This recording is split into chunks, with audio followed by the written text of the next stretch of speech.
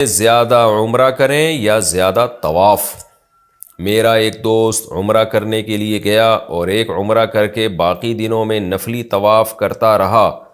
میں نے فون پر مزید عمرے ادا کرنے کی تلقین کی، لیکن جواب میں کہا کہ عمرے سے طواف کا اجر زیادہ ہے۔ وضاحت فرما دیں کہ عمرے کا اجر زیادہ ہے یا نفلی طوافوں کا۔ رحیم یار خان ابو ظہبی سے۔ یہ بڑا اختلافی مسئلہ ہے کہ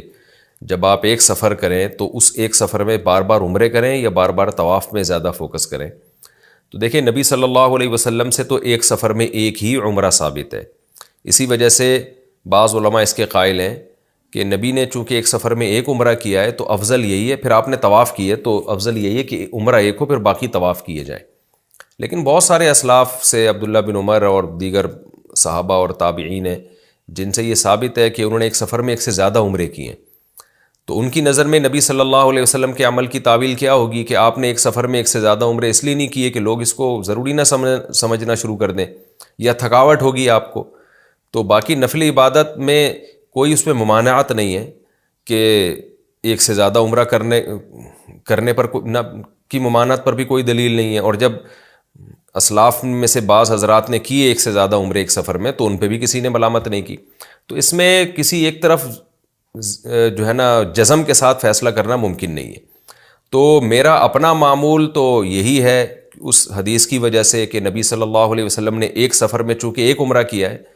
تو میں کوشش، اگر مجھے اللہ عمرے کی توفیق دے تو میں پھر ایسا ہی کرتا ہوں کہ ایک عمرہ کرتا ہوں، باقی پھر کوشش کرتا ہوں طواف زیادہ سے زیادہ ہو۔ لیکن اگر سفر بہت لمبا ہے، جیسے اللہ نے مجھے 2013 میں حج کی توفیق دی تو 2 مہینے کا ویزا تھا، تو اب سفر بہت لمبا ہے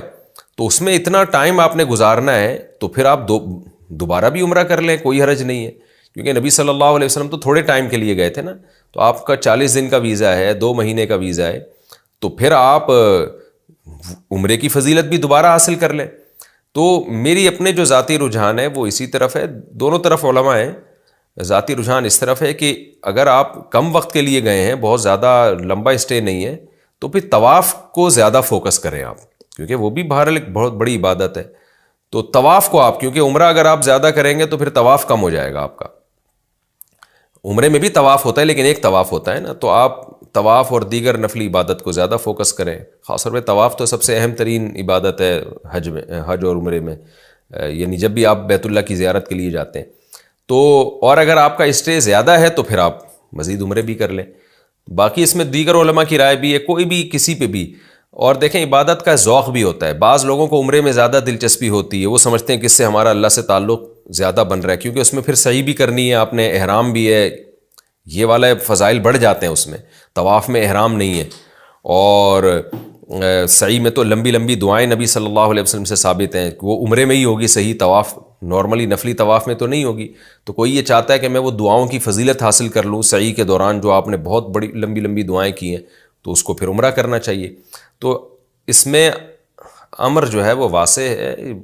کشادگی ہے اس میں، تو جس کا جو ذوق ہو۔ اس کی مثال ایسے، بعض لوگوں کا دعاؤں میں دل زیادہ لگتا ہے، بعض لوگوں کا تلاوت میں دل زیادہ لگتا ہے، تو بھائی جس عبادت میں دل زیادہ لگ رہا ہے، جس میں آپ کو روحانیت زیادہ محسوس ہو رہی ہے، اس کو فوکس کریں آپ۔